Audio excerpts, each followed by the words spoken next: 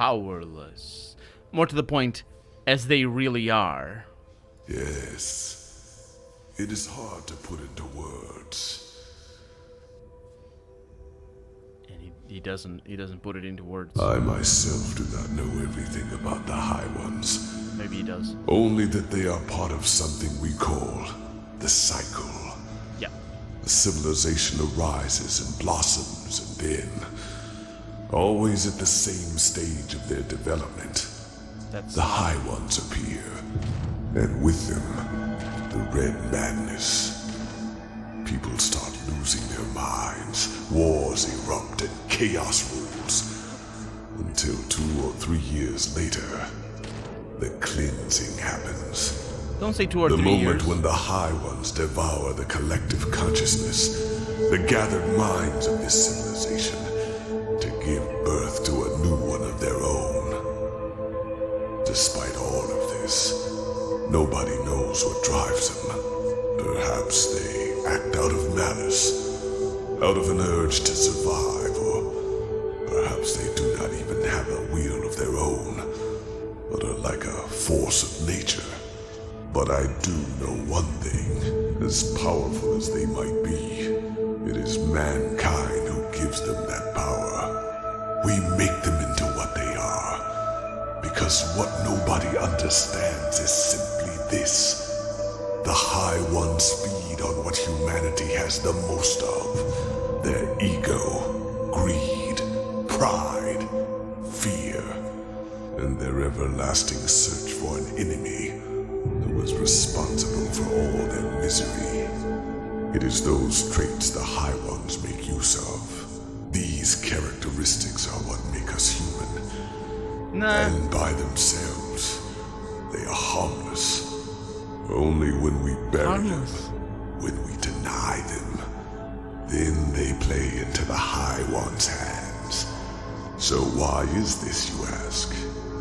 It is simple. The High Ones alone cannot make the cleansing happen. Only a human can. With the beacon, my knowledge about it is as limited as my knowledge about the cycle. It has existed since the beginning of time. And despite what you might now believe, the ancient writings about it are true.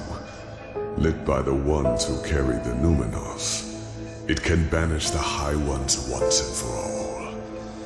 But it can also destroy us. Because what happens when it is lit without a core is far more than an explosion. It is the cleansing, the triumph of the High Ones. And even as we speak, a human, Tealor Orinthiol, has done it again. A bright light will appear from the heart of the machine and open a hole in the sky. And within hours, it will spread throughout the world, and they will all feel it. A fire that burns them from within. A white light which will break through their flesh. Do you understand now? The High Ones have no power. All they do is to feed on our weaknesses, manipulate us into bringing about our own destruction. It is we who forge the sword that kills us, we who lead them to their victory, even though the key to salvation has always been in our hands. But instead of realizing our folly, we make the same mistake. We repeat the same fate over and over, and only because we refuse to see the truth. No, it's not. That's not the High reason. Ones are our enemy. But who wants to hear that it is our ego, that dark voice within us, that empowers them? It is so ironic. The moment we would realize all this would be the moment it all came to an end. But we do not. Yeah, that's not the reason. Because all the details are put down so tightly. It's just history repeating itself down to the T. There's no... They reap. We sow. Dreams, thoughts, visions. They are everywhere. But the principle is always the same. They throw a tainted seed into a fertile ground. The rest happens by itself. That's bollocks. It doesn't happen by itself. They control it to the T. They must control it to the T, because that's not how things happen. Reality, anyway. Like, humans develop to the T. We are all the same. We have similar cultures. We have similar beliefs. We have similar structures and attitudes. We have specifically similar people in the similar places to the T. Humanity is not at fault here. It's being played as a marionette. And if the game wanted to, I don't like, because it feels like the game is trying to make it sound as if, oh, but if only we realize that the fighting itself, I think it's what the game is trying to do, that the fighting itself is what's giving the power to the High Ones, and if we stopped, if we didn't fight it, we'd be okay. Because that is true. That I you know, if Eranthiel wasn't gonna do the thing that he's about to do, that would mean the High Ones don't win, or the cycle breaks. So it's ironic in that that's the irony right there. He's trying to break it, and in trying to break it is actually gonna. That's the only way that it can go forward. So I like that irony, but unfortunately, it's a forced irony by everybody. We are being controlled. We're being played, and we're being played magically. It's not even down to our choices, which would have been nice writing, honestly. I like that. But it's not. That's not the reason why we're being played. We're being played magically. It is inexplicable how it's nonsensical. So it's inexplicable how everything is the same, and it's never explained by the game because it is magical. The way history repeats itself to the T, and so there's no way for us to break free of it. There's just no way because it's magical. So the High Ones are just doing this, and we're seeing a cosmic. So this is more sort of like a cosmic reality that we're now aware of for some reason, and this guy over here is acting all high and mighty as if the fault is ours, when in reality it isn't. It's a cosmic reality that civilizations just happen over and over again. And he said 2 or 3 years after the Red Mana started. That's not true. That's not 2 or 3 years. That's either 2 or it's either 3, because those things happen exactly as they happened before. Everything is the same. The game has made that time and again. That has made that clear.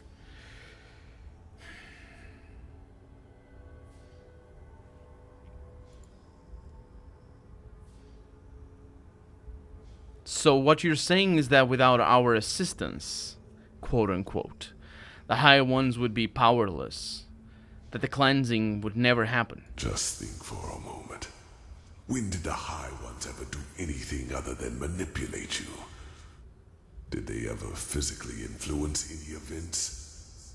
They incited the Naramis to march against you, and time and again confirmed the righteousness of both your causes.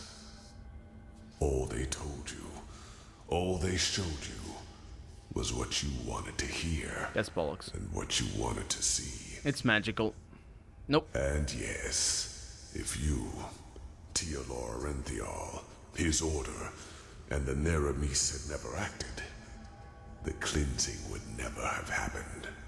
In fact, if one of those things hadn't worked properly, the cleansing would never happen. And that's why I was saying it's magical. It's not because of what we wanted to hear, which is so commonplace. Never use that. Just never use that in any situation. And that's a thing that you can use in a lot of, that is indeed used in a lot of situations, because it does apply. People hear what they want to hear, and that's a thing that happens. But in writing, don't say those words, because they are tropey as hell. And if they apply, well, I guess you have that excuse. They don't apply here. That's not what we wanted to hear. We were manipulated. Beyond belief. Beyond my belief, certainly, because I kept pointing out that that's not how it works. Evolution doesn't... You know all the rants I've had? Come on. Come on. There's really no reason for all of this. I can't believe that. Wait. There is a reason. What do you mean I'm not going to say that word. Actually, I will. Sorry. I will, because I want to see what he says. But yeah, there is a reason. It's the High Ones. They want to feed off of us. Maybe there is. But if so, I do not know it. You idiot. But the more turns of the cycle I witness, the more I get the impression that it is some kind of trial. A cosmic game, woven by powers we have not even come close to comprehending. Maybe this is just wishful thinking, to give all this pain a meaning, when it does not have one. Maybe the High Ones are simply a law of nature, a concept, and we give birth to them by believing there is such a thing as an ultimate external enemy in the first place. The eternal struggle with ourselves. Perhaps that is just part of what it means to exist. Nah.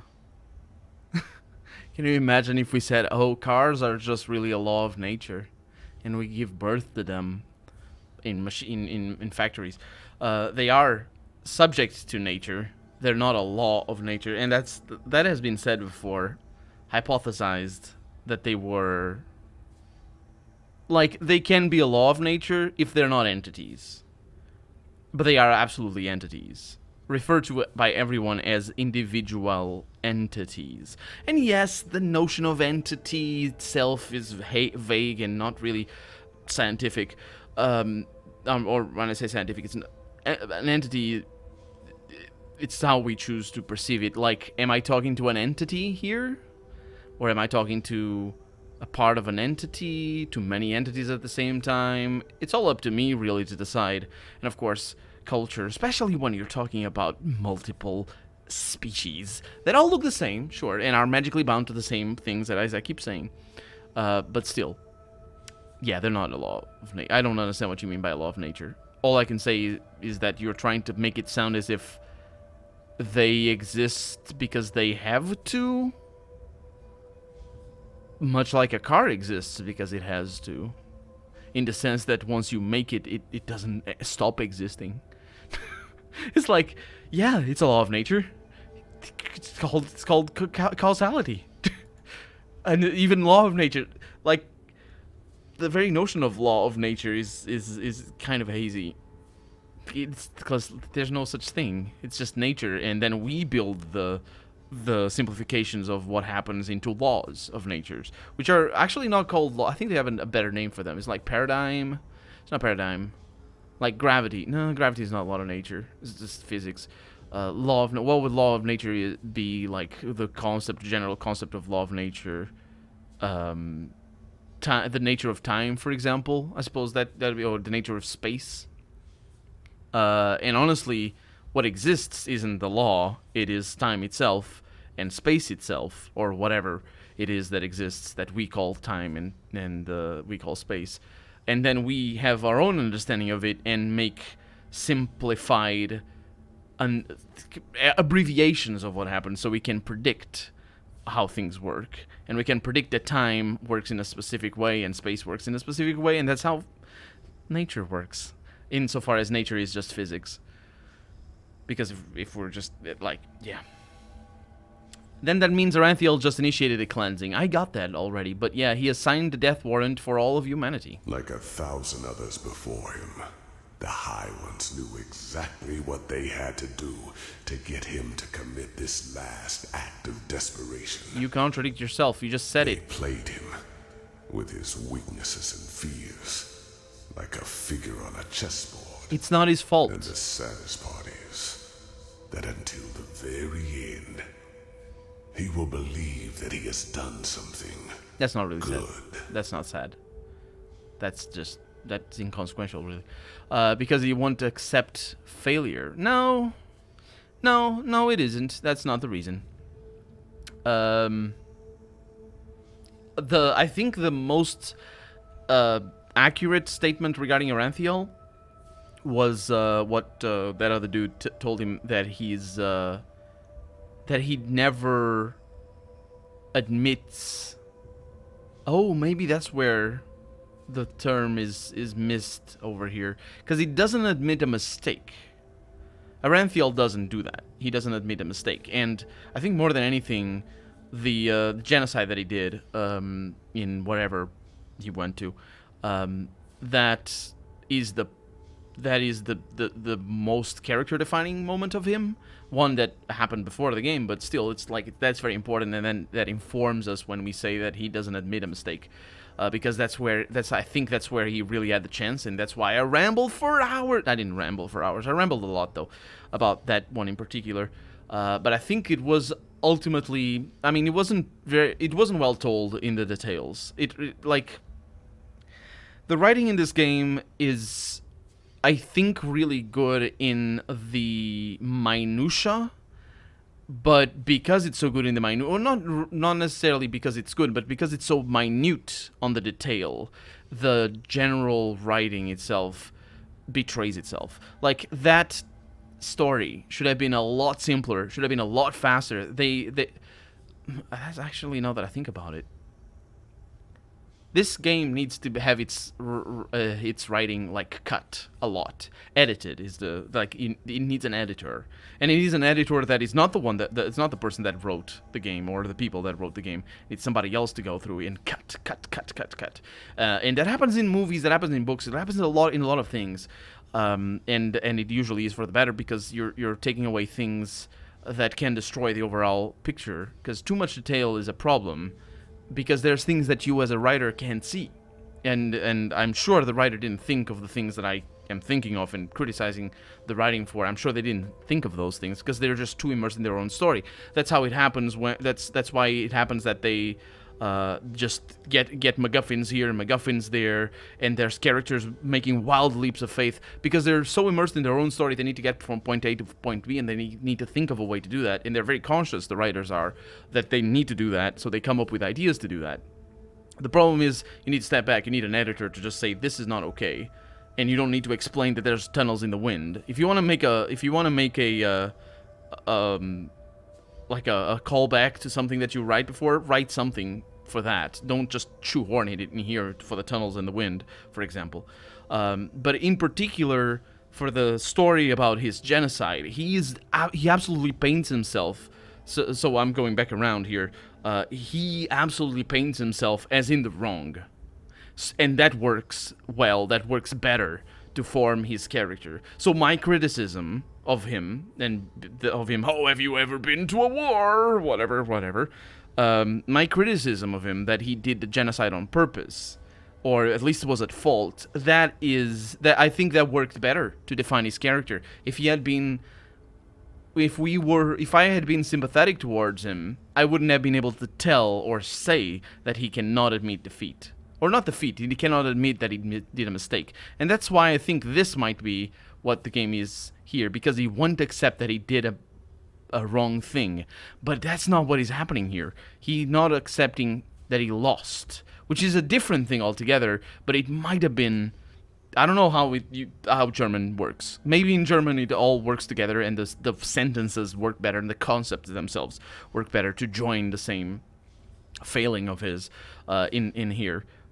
However, in this particular instance, he is just like, he's just doing the thing that he can do. He's gonna die, but that doesn't mean he's gonna stop fighting. And he's just fighting.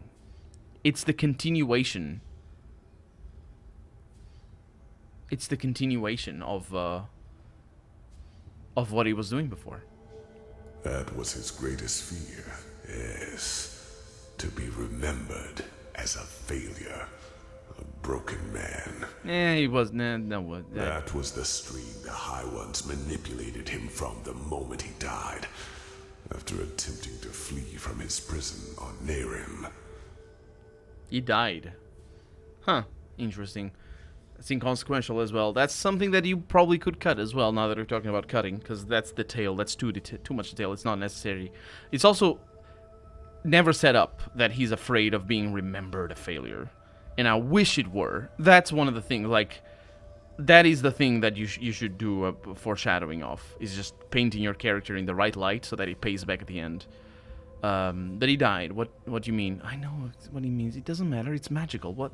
Get on with it. The real Arintheal. The real what? He is dead, prophetess. It's not. He is a fleshless one. One of the mightiest tools of the High Ones. Just as you are. That's not how it works. That's not how resurrection works. Remember me talking about what does life mean? As I am now, I told you that I was at the bottom of the ocean. That doesn't matter. It doesn't matter if you die and get resurrected again. Like, it's not... that's not a reveal. That's not a reveal. If you play Soma, S-O-M-A, fantastic game. Absolutely amazing game. I'm not going to spoil it for you. But go and play that to see what a truly amazingly written reveal is in regards to something similar to this. The identity of people and all this sort of stuff. Many reveals. So good. So good. And that paints it in the proper light. The true Aranthiel died. The true Aranthiel. The true Aranthiel.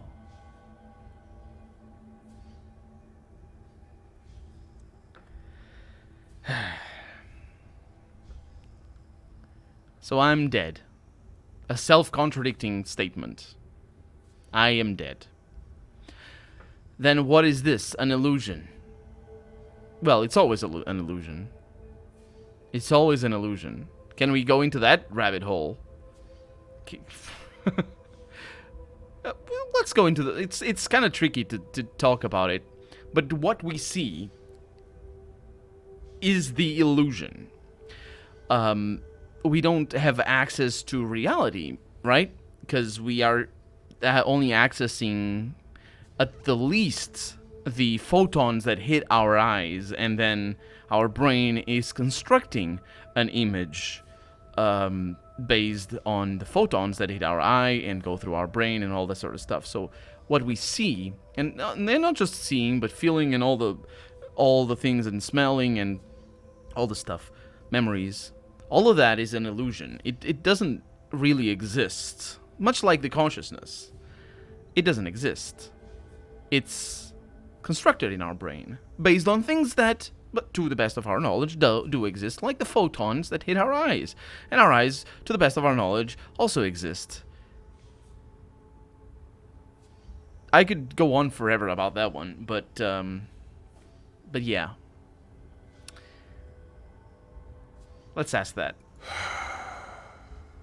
I wish it were. That's good. That's a good answer. The I like it. methods of how the High Ones influence us are plentiful. And magic.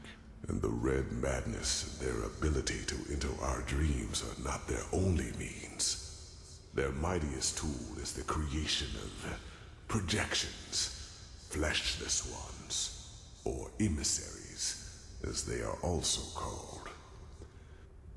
If a person dies, and if this person has one last unfulfilled wish, a compulsion, then the High Ones have the power to create a projection of him, an immaterial image of the deceased, which thinks itself real and is perceived as such.